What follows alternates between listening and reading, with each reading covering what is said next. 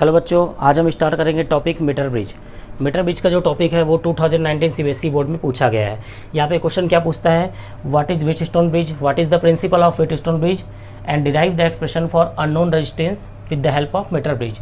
मतलब unknown resistance की help unknown resistance की वैल्यू निकालने किसकी हेल्प से, मीटर ब्रिज की हेल्प से। तो सबसे पहले मीटर ब्रिज का यूज़ क्यों करते हैं, तो मीटर ब्रिज का यूज़ क्यों होता है, to find the value of unknown resistance, to find the value of unknown resistance. Unknown resistance की वैल्यू निकालने के लिए अपन किसका यूज़ करते हैं, मीटर ब्रिज का यूज़ करते हैं। तो यहाँ पे अननोन रेजिस्टेंस क्या है, एक्स है, इस एक्स की वैल्यू निकालने के लिए किसका यूज़ करेंगे, मीटर ब्रिज का यूज़ करेंगे। और सेकेंड पॉइंट क्या है, and to find the value of resistivity of the resistance, resistivity of the material बोल सकते हैं, of the material.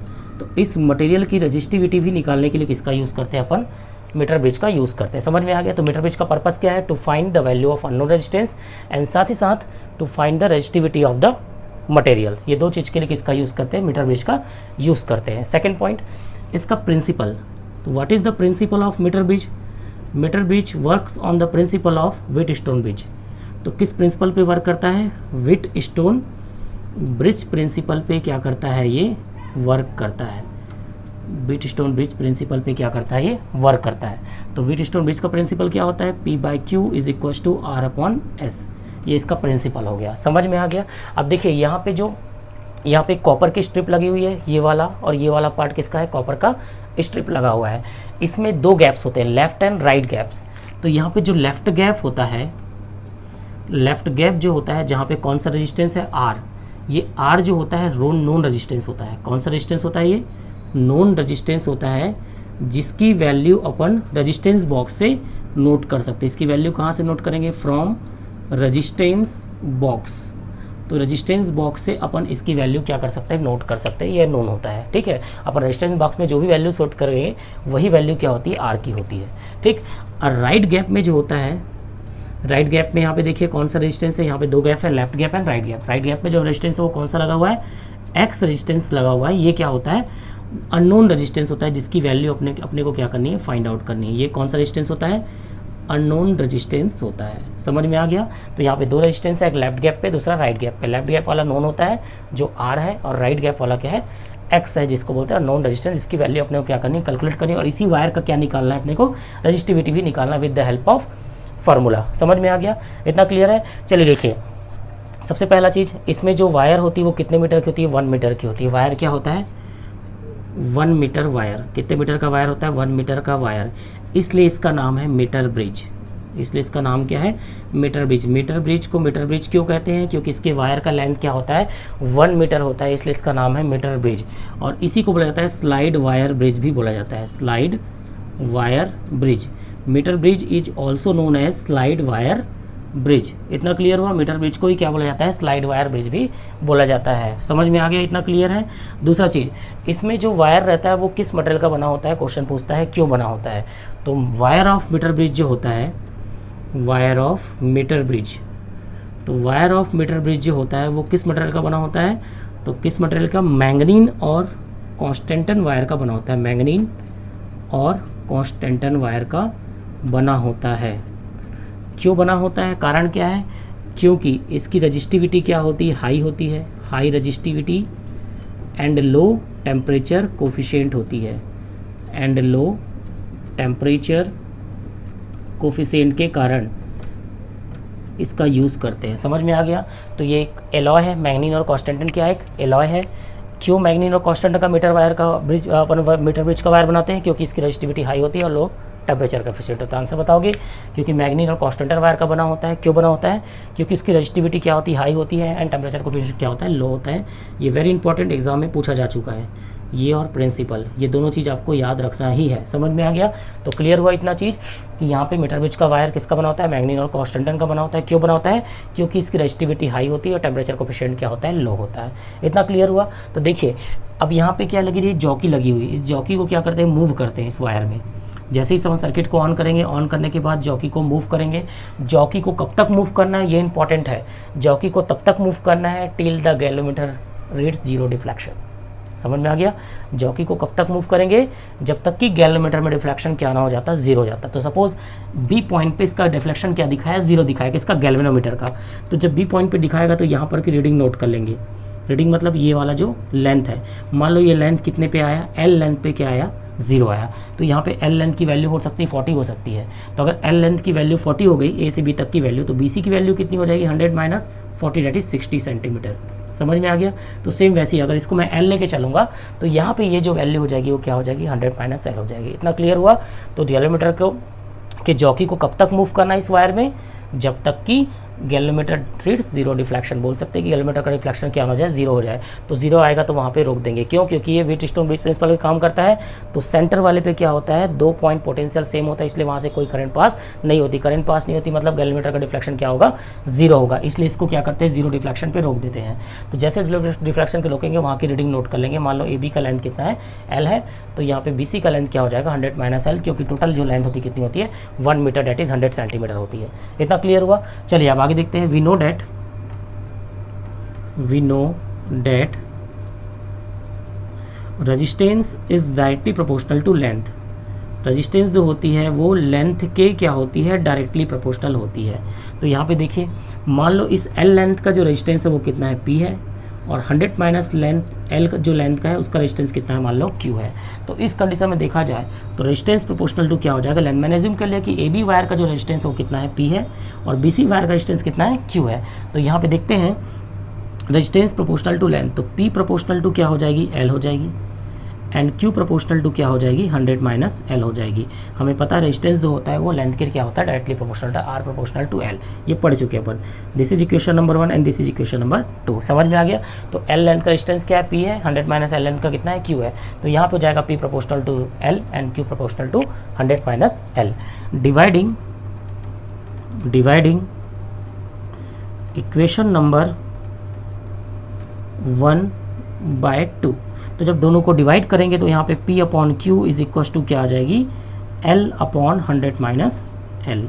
This is equation number 3। ठीक है। तो यहाँ से क्या आ गया, P अपॉन क्यू की value L upon 100 minus L आ गई। इतना क्लियर हुआ। चलिए अब आगे देखते हैं। सबसे पहले अब देखते बात करते हैं प्रिंसिपल की बात। तो ये कौन से प्रिंसिपल पे काम करता है, व्हीटस्टोन ब्रिज। तो फ्रॉम व्हीटस्टोन ब्रिज प्रिंसिपल, तो व्हीटस्टोन ब्रिज प्रिंसिपल क्या बोलता है, P by Q is equal to R upon S. तो यहाँ पे देखिए P upon Q is equal to R upon S ना होके क्या हो जाएगा, आर अपॉन एक्स हो जाएगा। तो P by Q is equal to R upon X. तो we can write P upon Q is equal to R upon X. ये कहाँ से है, व्हीटस्टोन ब्रिज प्रिंसिपल से आप पढ़ चुके हो। व्हीटस्टोन ब्रिज इस तरीके से बनता है ना।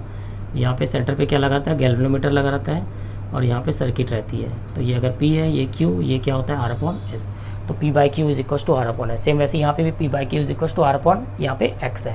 तो ये हो जाएगा इक्वेशन नंबर 4। इतना क्लियर हुआ।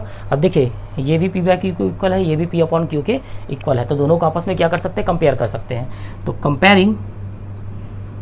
कंपेयरिंग इक्वेशन नंबर 3 एंड 4, जब दोनों का कंपेयर करेंगे तो यहाँ से R upon X is equal to आ जाएगी क्या, L अपॉन 100 माइनस एल। इतना क्लियर हुआ। तो यहाँ पे R upon X is equal to आ जाएगी L अपॉन 100 माइनस एल। अब देखिए हमें क्या निकालना है, to find the value of unknown resistance. x की वैल्यू क्या करनी है, हमें कैलकुलेट करनी है। तो x की वैल्यू क्या हो जाएगी, x को ट्रांसफर कर दीजिए। तो x इज इक्व टू ये इधर ट्रांसफर हो जाएगा, तो 100 minus L upon L into R. ये आ गई आपकी अननोन रेजिस्टेंस की वैल्यू। R की वैल्यू नोन है, क्यों, फ्रॉम रेजिस्टेंस बॉक्स से। रेजिस्टेंस बॉक्स से जो भी वैल्यू रेजिस्टेंस की वो वैल्यू यहाँ पे पुट करनी है। एल की वैल्यू भी नोन है, यहाँ स्केल की हेल्प से अपन एल की वैल्यू क्या कर सकते हैं, कैलकुलेट कर सकते हैं। और एल की वैल्यू पुट करके साथ ही साथ रेजिस्टेंस की वैल्यू पुट करके एक्स की वैल्यू अपन कैलकुलेट कर सकते हैं। तो इसलिए बोल सकते हैं कि मीटर ब्रिज एक ऐसा डिवाइस होता है जो अननोन रेजिस्टेंस की वैल्यू निकालने के लिए अपन इसका क्या करते हैं, यूज़ करते हैं। मीटर ब्रिज कौन से प्रिंसिपल पे काम करता है, व्हीटस्टोन ब्रिज प्रिंसिपल पे काम करता है। इतना क्लियर हुआ। इसका वायर कितने मीटर का होता है, 1 मीटर का होता है, इसलिए इसका नाम क्या है, मीटर ब्रिज है। क्लियर हुआ। अगला, wire of the metre bridge कौन से मटेरियल का होता है, मैग्नीन और कॉन्स्टेंटन का होता है। क्यों बना होता है, high resistivity and low temperature coefficient के कारण बना होता है। एक बार थोड़ा सा देख लेते हैं। यहाँ पर गैल्वेनोमीटर को कब तक मूव करना है, till the galvanometer reads zero deflection. जहाँ जीरो डिफ्लेक्शन आएगा वहाँ पे रोक देंगे इसको। लेंथ नोट कर लेंगे। अगर ये L लेंथ पे आया तो ये कितना हो जाएगा 100 माइनस L हो जाएगा। तो यहाँ पे अपने को पता है रेजिस्टेंस प्रोपोर्शनल टू क्या होती है, लेंथ होती है। तो we can write P proportional to L, second Q proportional to 100 minus L। Dividing equation number 1 and 2, P by Q is equal to L upon 100 minus L। इतना clear हुआ। अब यहाँ पे वेटस्टोन ब्रिज लगा देंगे, P अपॉन Q is equal to R upon X, balance Wheatstone bridge का formula है। This is equation number 4। Comparing 3 and 4 we get X is equal to 100 minus L upon L into R। तो ये था unknown resistance का formula. Clear हुआ। इसको जल्दी से नोट कर लीजिए, वेरी इंपॉर्टेंट टॉपिक है। मान के चलिए 2019 CBSE में पूछा गया है, तो यहाँ से क्वेश्चन डेफिनेटली 100% मीटर ब्रिज का क्वेश्चन एग्जाम में पूछा जाता है।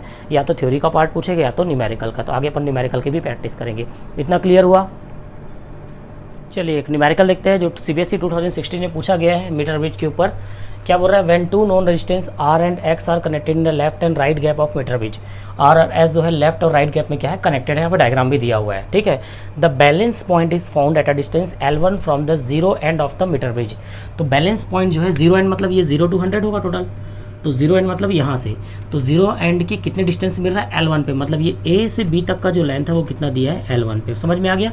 तो जब R और S लेफ्ट और राइट गैप में कनेक्टेड है तब बैलेंस पॉइंट कितने डिस्टेंस पे मिल रहा है, L1 डिस्टेंस पे मिल रहा है। यहाँ पे साफ साफ लिखा हुआ है कितने डिस्टेंस पे, L1 डिस्टेंस पे बैलेंस पॉइंट मिल रहा है। तो अगर ये L1 हो जाएगा तो ये क्या हो जाएगा 100 माइनस L1 हो जाएगी। इतना क्लियर हुई।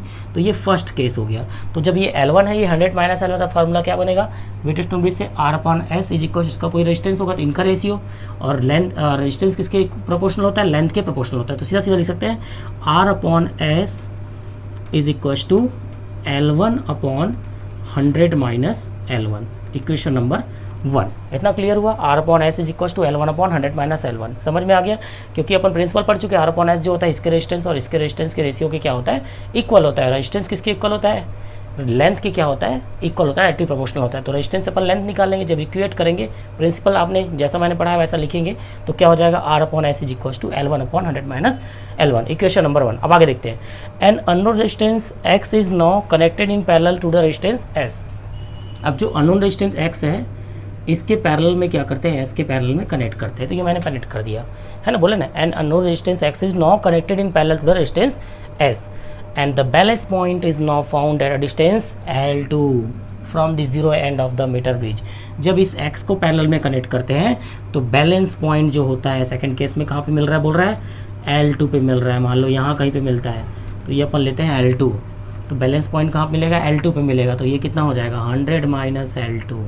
क्लियर हुआ। तो अब इक्वेशन क्या हो जाएगा, तो देखो X और X पैरेलल में है तो इसको ले लेंगे अपन क्या, S डैश। तो अब क्या हो जाएगा R upon S dash is equal to L2 upon 100 minus L2। Clear हो गया।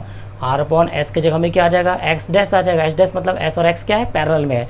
तो S और X का जो इक्विवेलेंट रेजिस्टेंस है वो कितना, मान लो S डैश है। तो R upon S dash is equal to हो जाएगी L2 अपॉन 100 माइनस क्या हो जाएगी, L2 हो जाएगी। समझ में आ गया। अब देखिए where S dash is equal to क्या होगा, तो 1 upon S dash is equal to parallel combination क्या होगा, 1 upon S plus 1 upon X। जब इसको सॉल्व करेंगे तो S डैश कितना आ जाएगा, SX upon S plus X आ जाएगा। समझ में आ गया। तो यहाँ पे हो जाएगी R अपॉन S डैश मतलब SX upon S plus X is equal to L2 upon 100 minus L2। मैंने क्या कि यहाँ पे S डैश की वैल्यू पुट कर दी। This is equation number 2। इतना क्लियर हुआ। अब देखिए यहाँ से मुझे क्या निकालना है, आगे पढ़ते हैं। यहाँ पे क्वेश्चन क्या बोला, obtain a formula for X in the terms of L1 L2 LS। समझ में आ गया। अपने को X का फार्मूला क्या करना है, कैलकुलेट करना है in the terms of L1 L2 LS। इतना क्लियर हुआ। चलिए अब सॉल्व करते देखिए। तो यहाँ पे क्वेश्चन नंबर 1 आ गया, ये 2 आ गया। तो डिवाइडिंग इक्वेशन 2 बाय 1 डिवाइड करते हैं। तो जब इन दोनों को डिवाइड करेंगे, देखिए यहाँ पे R अपॉन S आपस में क्या हो जाएंगे, कैंसिल हो जाएंगे।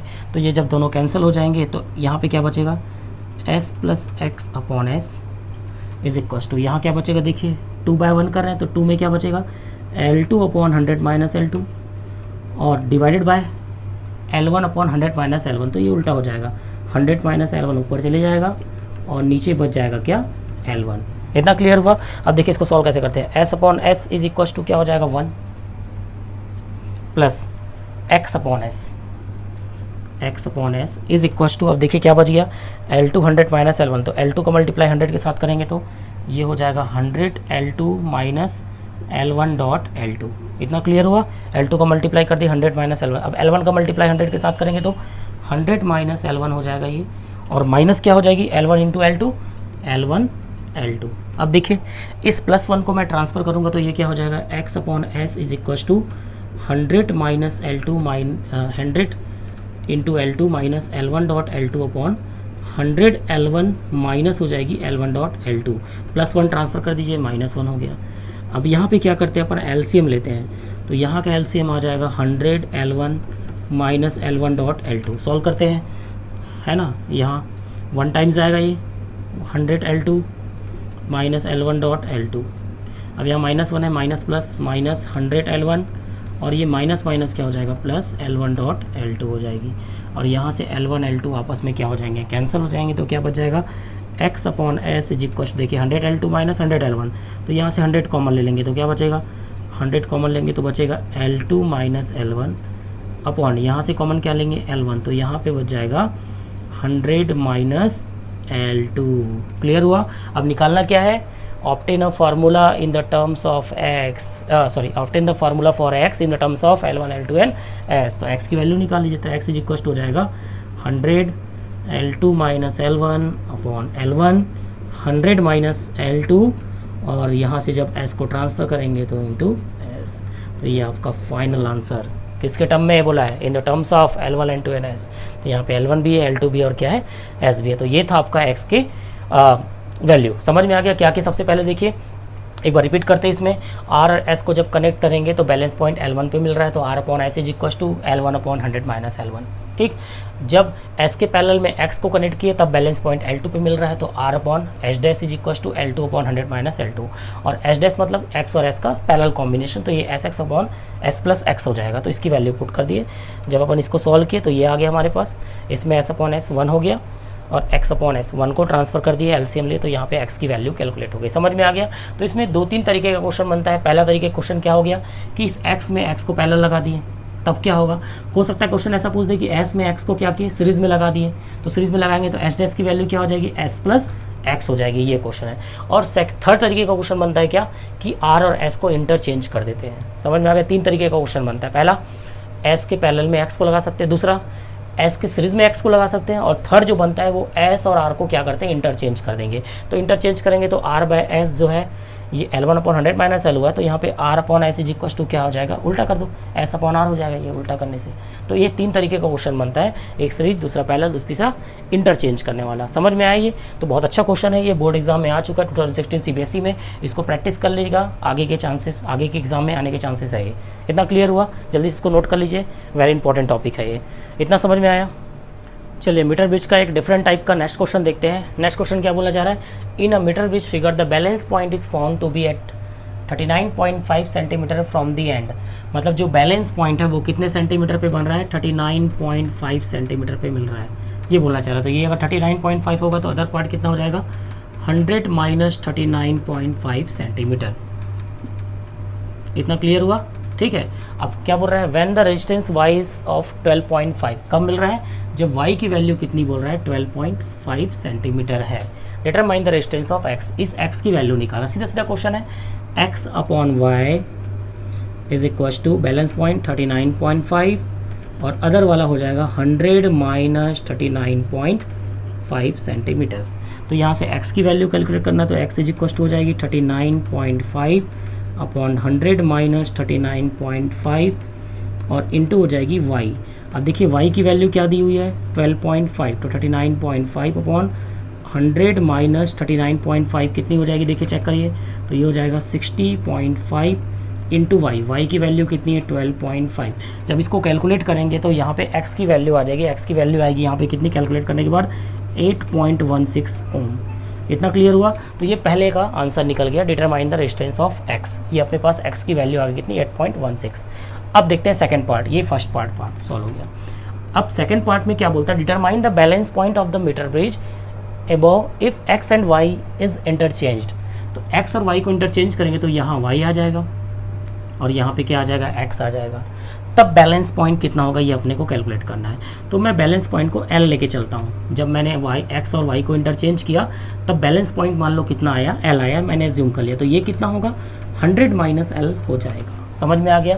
तो अब देखिए क्वेश्चन क्या बनेगा, एक्स और वाई इंटरचेंज हो गया, तो Y upon X is equal to, अब ये वाला सेकंड वाला केस लेके चलेंगे, Y upon X is equal to L upon 100 minus L, L upon 100 minus L. अब देखिए यहाँ पे y अपॉन एक्स, तो y की वैल्यू 12.5 अपने को दी हुई है, ठीक है, और x हमारा कितना आया है 8.16, तो ये हो जाएगा 8.16 into L upon sorry equal to L upon 100 minus L. जब इसको अपन कैलकुलेट करेंगे क्रॉस मल्टीप्लिकेशन करके, तो यहाँ से किसकी वैल्यू आ जाएगी, एल की वैल्यू आ जाएगी। तो जब इसको कैलकुलेट करेंगे अपन, अब यहाँ से एल की वैल्यू क्या आएगी, 12.5 इंटू 100 1250 माइनस 12.5 इंटू एल, तो माइनस 12.5 इंटू एल हो जाएगी, ठीक है।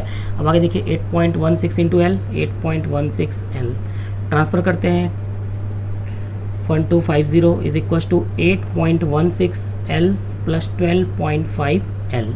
कैलकुलेट करते हैं 1250, ये करते हैं 6 5 और 1 6, 12 और 8 कितना हो जाएगा 20.66 एल। तो L is equal to 1250 upon 20.66 है ना। जब इसको कैलकुलेट करेंगे तो एल की वैल्यू क्या आ जाएगी 60.5, यहाँ डिवाइड करेंगे तो यहाँ पे आंसर आ जाएगा 60.5 सेंटीमीटर। समझ में आ गया।